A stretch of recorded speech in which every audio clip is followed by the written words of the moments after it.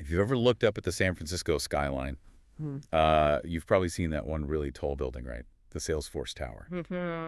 Dominates the view. It really does. And it's home to this software giant Salesforce. But its story, believe it or not, actually kicked off somewhere, well, a bit more tropical. That's right. Yeah, today we're doing a deep dive into Marc Benioff, the founder and CEO of Salesforce. It's quite a journey. Absolutely. We want to unpack, where Salesforce came from, how he's pushing it hard into this AI era now, and just what makes him such a unique figure in tech. A real force of nature, as some say. And how the company itself has become, both essential for businesses, a lifeline, but also kind of a running joke, a punchline sometimes. Right. And we'll get into his big vision for these AI agents Yeah. and what that might mean for, well, all of us and the future of work. And for this deep dive, we're drawing on a really in-depth interview with Benioff himself, so we get his perspective directly. Yeah, plus insights from Brad Stone at Bloomberg Businessweek, Yeah. which gives us that, broader context. Should be fascinating. Definitely. Okay, so where do we start? The origin story is pretty wild. It is. He claims he got the idea for Salesforce while swimming with dolphins in Hawaii. He does. Apparently, he does a great dolphin imitation, too, though I haven't heard it myself. I can only imagine. But from that, let's say, aquatic start, Salesforce grew into the world's #1 CRM provider, customer relationship management software. Exactly. They basically sell these cloud-based tools that businesses use for, sales, marketing, e-commerce, all that essential stuff. And it sounds kind of niche maybe, but their client list is just enormous. Apple, Boeing, There's Amazon. over 150,000 companies worldwide. It's massive. But rewind a bit. Before all that, Benioff was just a kid in San Francisco. His parents ran department stores. Yeah. Benioff. And then us, yeah. Benioff's department stores. And his very first job, cleaning jewelry cases there. Humble beginnings. So what was the spark? How did he get into tech? Well, the story goes, he was 15, walked into a Radio Shack, remember those? Oh, yeah. Tandy computer. Right, found a computer, got hooked, basically taught himself programming. At 15. Wow. Yeah, and get this, he sold his first piece of software then too, called How to Juggle. How to juggle. Okay.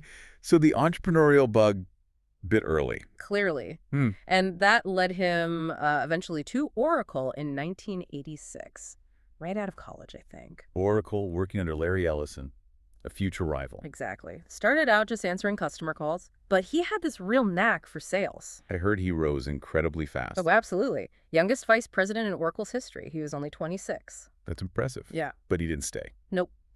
In 1999, right at the peak of the dot-com craziness, he left Oracle to start his own thing, Salesforce. And this wasn't just another startup, was it? This was kind of foundational. Totally foundational. He essentially created the software as a service industry, SaaS. Okay, so break that down. What was so revolutionary about SaaS back then? How did it change things?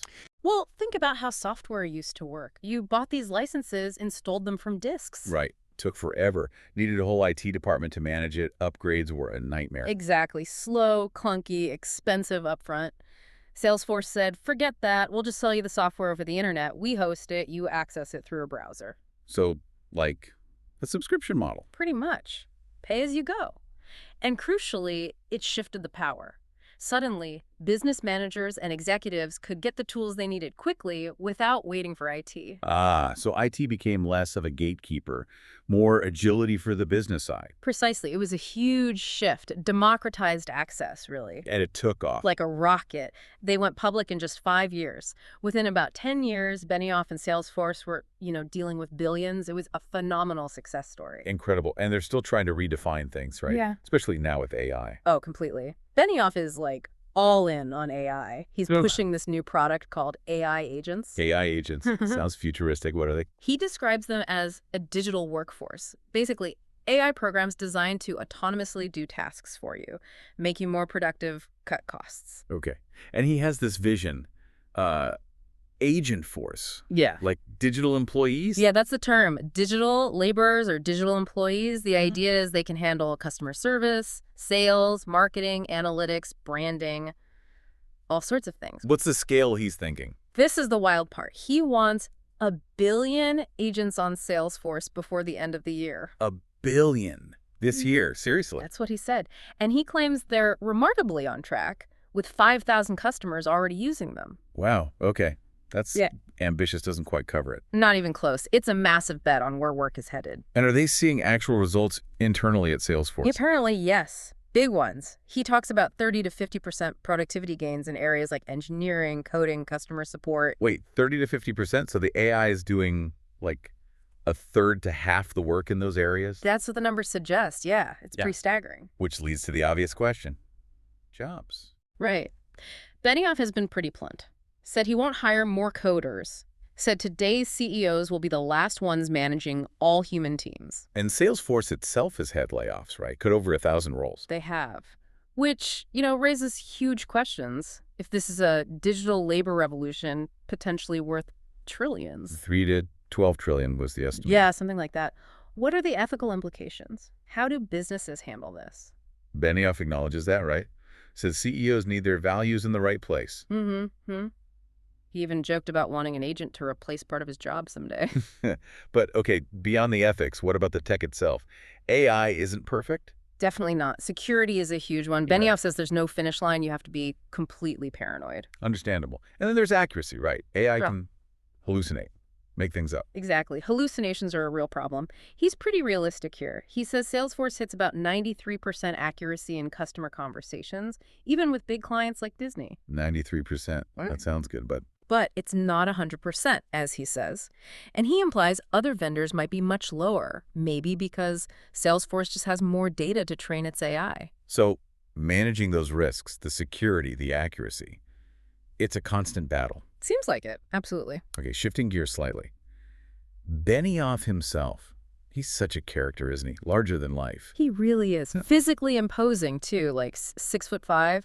But he runs a company selling, let's be honest, fundamentally kind of boring business software. Right. CRM isn't exactly rock and roll. But he makes it seem like it is. He enlivens the mission, as the source puts it. How does he do that? Well, he loves casting rivalries, picking fights. He infuses the company culture with this Hawaiian spirituality. They have an ohana room. Ohana means family. Right. And he seasons the whole thing with celebrities. Lots of celebrities. Dreamforce, that annual conference. Exactly. It's huge, like 45,000 people. And the Yeah. talent they get.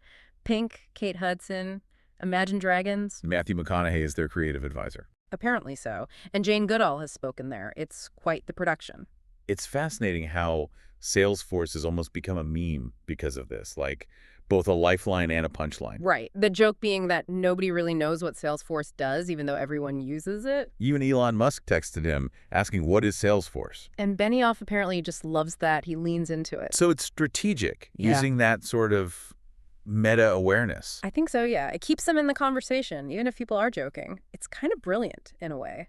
Makes this enterprise software company feel relevant. And the rivalries you mentioned, he's not shy about that. Taking shots at Microsoft? Oh, yeah.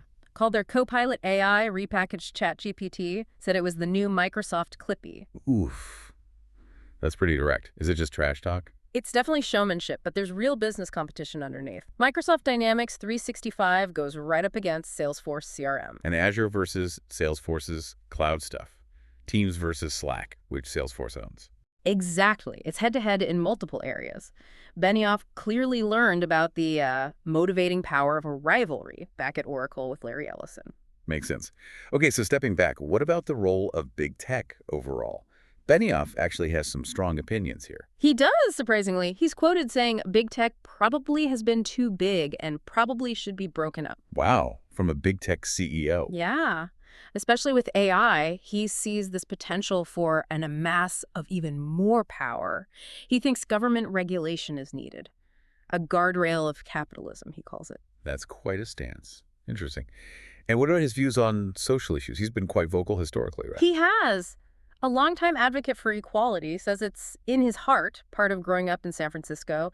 His heart has rainbow colors, as he put it. But there's been some criticism recently that he's stepped back a bit. Yes. He scaled back some diversity and inclusion initiatives at Salesforce. Some critics saw that as like cheerleading for a new political climate. How does he explain that? He frames it as adjusting what's going on, but maintaining our core values. He suggested some of the initiatives had become too extreme. That's tricky territory. It reminds me of the Time magazine situation. He owns Time, right? He does. And there was controversy when he interviewed President Trump and put him on the cover as Person of the Year. which is a long-standing tradition at time, but still drew fire. Right. Critics felt he was, siding with the administration. Benioff's defense is that he wants time to be neutral, right down in the middle, showing both sides. But is that even possible today? Does aiming for the middle just attract criticism from everyone? It's tough, and, some observers suggested it was maybe a bit transactional, considering Salesforce does a lot of business with the federal government. Hard to know the real motives. Fair point. Okay. But okay, on a more positive note, his philanthropy is significant. That 1-1-1 model. Yeah, the 1-1-1 model is huge. 1% equity, 1% profit, 1% employee time goes to a foundation. He joked it was easy at the start because they had no equity, no profit, and no time. Yeah, right. But it's grown massively. Over $1 billion given away. Free services to 100,000 nonprofits or schools. 10 million volunteer hours from employees. And other companies have copied it. Over 20,000 companies, apparently. His belief really seems to be that business can be the greatest platform for change. Okay, and staying with San Francisco for a moment, there's this narrative, right, that SF is declining, it's over. What's Benioff's take? He pushes back hard, calls it a false narrative, argues SF is where AI is being built right now, that other cities envy what SF has. And the complaints about tech ruining the city, causing inequality. He says those aren't new. He apparently heard similar things back in his grandfather's day in the 50s and 60s. He sees it as a recurring theme, but believes the city's core innovative engine is strong. So this guy, he's ambitious, a showman, a disruptor, focused on philanthropy, navigating politics. How did he balance it all? He seems intense, but also calm. It's quite the mix, isn't it? He says he meditates every single morning. That's his secret to being, as you said, so ambitious and so zen at the same time. Meditation. Interesting. And he still seems genuinely excited about the business. He said recently he feels like he did that first minute that I walked into Radio Shack and saw that computer. Wow. Still has that original spark after all these years. Seems like it, that core fascination with what technology can do. It really is a remarkable story. Marc Benioff, starting with juggling software, creating the SaaS industry, building this absolute giant in Salesforce, and now charging headfirst into AI. Yeah, navigating the rivalries, the controversies, the philanthropy. It's a complex legacy already, and he's clearly not done yet. A force indeed. Okay, so let's leave our listeners with something to think about. Sounds good. Well, Benioff himself said today's CEOs are the last who will manage entirely human workforces. Right, and if AI agents are already doing, 30 to 50% of key jobs at Salesforce? And the goal is potentially 1 billion of these digital workers across all industries. Then the question for you, the listener, is, what work will be most valuable for humans to do in the coming years? How do you prepare for a future where your digital colleagues might be handling a lot of the tasks we do today? Something to definitely mull over. What skills become paramount when AI does the routine stuff?